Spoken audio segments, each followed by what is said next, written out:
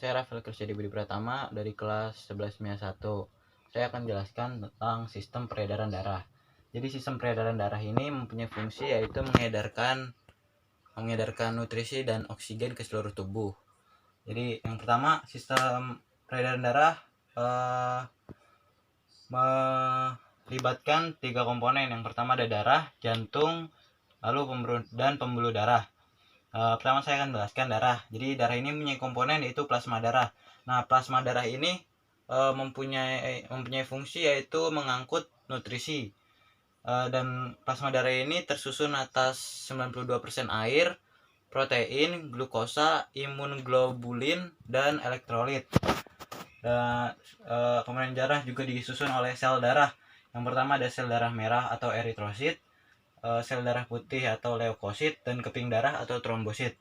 Dan ini perbandingannya, plasma darah sekitar 55%, leukosit dan trombosit sekitar kurang dari 1%, dan sel darah merah atau eritrosit yaitu sekitar 45%.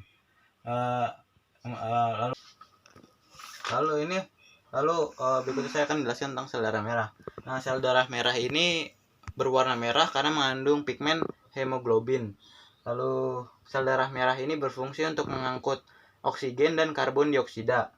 Jumlah dari sel darah merah ini ada sekitar 4-5 juta sel per milimeter kubik pada wanita dan 5-6 juta milimeter kubik pada pria.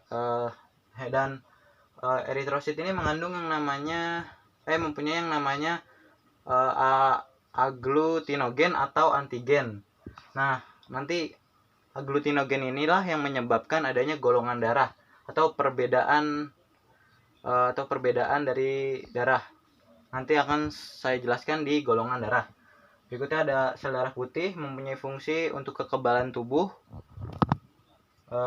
Jadi leukosit ini atau sel darah merah ini, jadi leukosit ini mempunyai jumlah yaitu 4.500 sampai jumlah normal pada orang dewasanya itu 4.500 sampai 10.000 sel per meter kubik per milimeter kubik.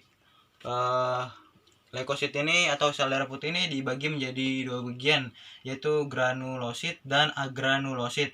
Jadi granulosit ini terbagi lagi menjadi basofil dan neutrofil dan eosinofil, dan agranulosit ini dibagi menjadi 2, yaitu limfosit dan monosit.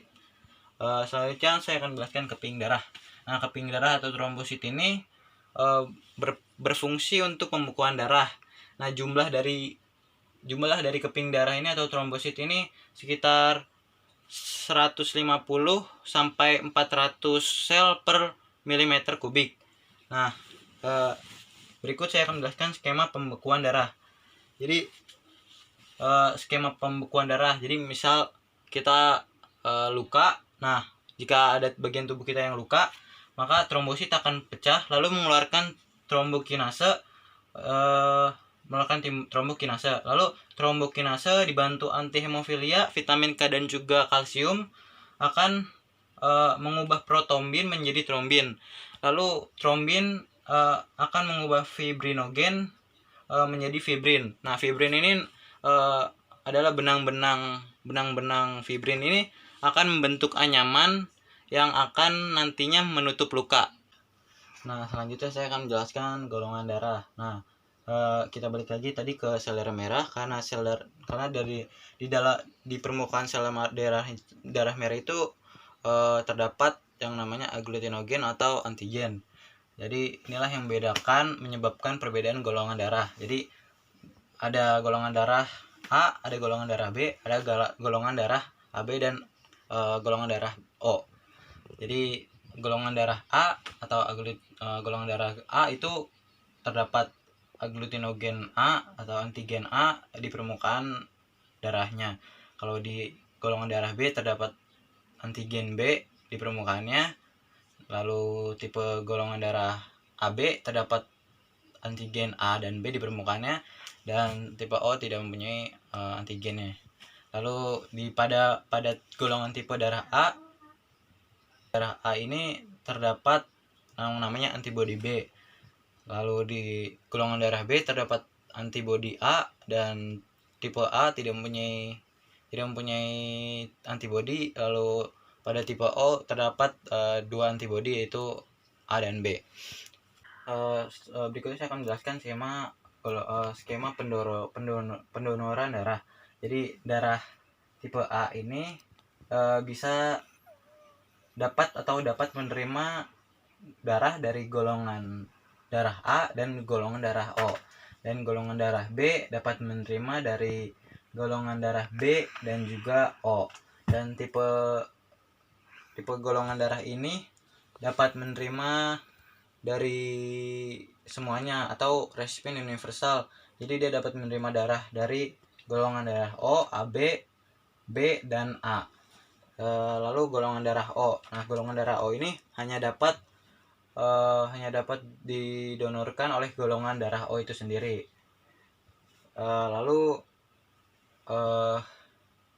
golongan darah A ini dapat menjadi pendonor bagi golongan darah A dan juga AB. Lalu golongan darah B ini dapat menjadi pendonor bagi golongan darah B dan juga AB. Lalu golongan darah O ini dapat menjadi pendonor ke semuanya atau donor universal. Jadi dia dapat mendonorkan darah ke golongan darah O, dapat menjadi mendonorkan darah ke golongan darah AB, dapat jadi mendonorkan ke golongan darah B dan juga ke golongan darah A. Kenapa tidak bisa golongan darah B tidak bisa mendonorkan darah ke golongan A? Karena golongan darah ini mempunyai mempunyai antibodi. Nah, jadi kalau golongan darah tipe B ini didonorkan ke golongan darah A, nanti antibodinya akan melawan antigen yang akan menyebabkan penggumpalan darah. Nah, penggumpalan darah itu akan menyebabkan terhambatnya sirkulasi darah dan menyebabkan dan fatal bagi tubuh. Berikutnya adalah ada golongan darah sistem resus. Jadi ada 2 sel darah merah. Yang pertama ada mempunyai antigen resus. Jadi antigen resus, jadi dinamakan resus positif, dan tidak mempunyai antigen resus di permukaannya atau resus negatif. Jadi misal ada ibu-ibu nih, seorang ibu yang memiliki antigen resusnya itu jadi mempunyai resus minus, lalu mempunyai janin yaitu resus positif. Jadi tubuhnya ini akan memposisikan janin tersebut sebagai benda asing. Jadi antibodinya akan dalam proses perkenalan lah. Jadi jika bayi lahir maka akan terjadi normal, tapi lalu antibodi, berarti kalau sudah dalam proses perkenalan tadi, jadi antibodi sudah kenal pada tahap kedua. Lalu di tahap ketiga, jika ada lagi janin tersebut, antibodi akan saling melawan. Jadi antibodi si ibu akan melawan antigen anak. Jadi jika akan terjadi jadi akan menyebabkan namanya eritroblatosis fetalis. Jadi bayi ini akan meninggal, atau bila sang bayi lahir maka akan mengalami yang namanya penyakit anemia, lalu gagal jantung, atau yang lebih parah gagal jantung. Yang nomor 2 yaitu pembuluh darah. Nah, jadi pembuluh darah ini adalah sebagai saluran tempat mengalirnya darah. Jadi pembuluh darah terbagi menjadi 3. Yang pertama ada arteri, kedua ada vena, dan yang ketiga ada kapiler. Jadi arteri ini adalah pembuluh darah yang membawa darah keluar dari jantung menuju ke seluruh tubuh. Nah, jadi dari arteri ini terbagi menjadi 3, yaitu aorta, arteri, dan artiole. Jadi aorta membawa darah keluar dari jantung, lalu bercabang lagi membentuk arteri, lalu arteri lagi bercabang membentuk artiole. Lalu ada pembuluh vena, yaitu pembuluh balik atau pembuluh darah yang membawa darah balik menuju ke jantung dari sel-sel dari sel-sel yang lainnya menuju ke jantung. Jadi vena ini terbagi menjadi 3. Yang pertama ada vena cava, vena, dan venulae. Jadi vena cava ini adalah pembuluh darah terbesar, pembuluh darah vena terbesar. Jadi vena ini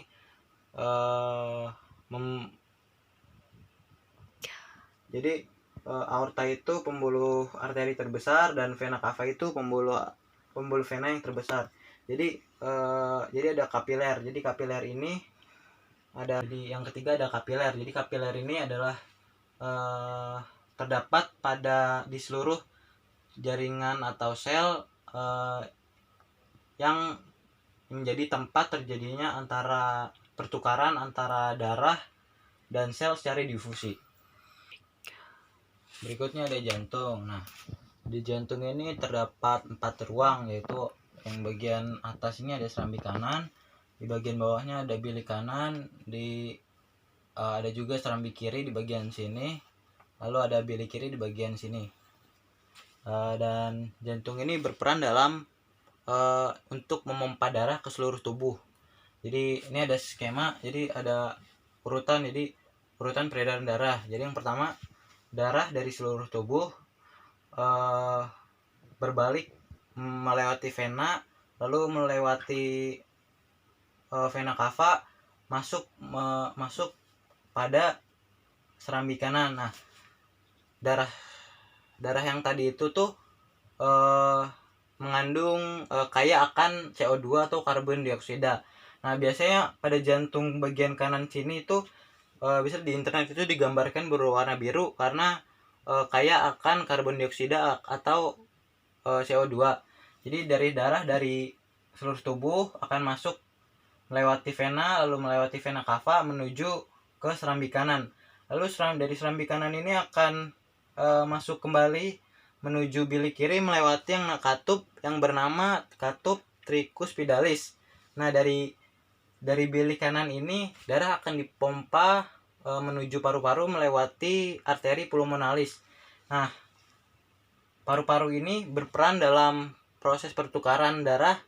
Jadi darah yang kaya akan CO2 tadi ditukar dengan darah yang kaya akan O2 atau oksigen. Jadi darah yang kaya oksigen tadi dikeluarkan lagi menuju serambi kiri melewati vena pulmonalis.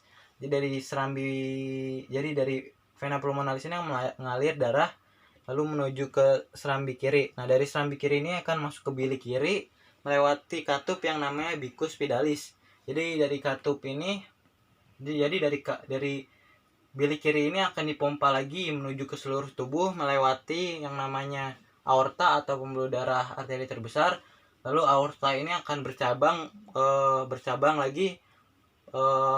bercabang menjadi arteri. Lalu dari arteri itu akan mengedarkan darah ke seluruh tubuh bagian atas dan bagian bawah, atau kepala dan tangan, lalu tubuh. Jadi yang keempat ada kelainan atau penyakit sistem transportasi peredaran darah. Jadi kelainannya ada anemia atau jumlah eritrosit terlalu sedikit sehingga tubuh kekurangan oksigen. Lalu ada hipertensi atau tekanan darah tinggi dan juga hipertensi atau tekanan darah rendah. Yang kelima terakhir yaitu teknologi yang berkaitan dengan kesehatan jantung. Ada yang namanya transplantasi jantung atau teknik penggantian jantung yang rusak dengan menggunakan jantung yang berasal dari donor. Sekian, terima kasih.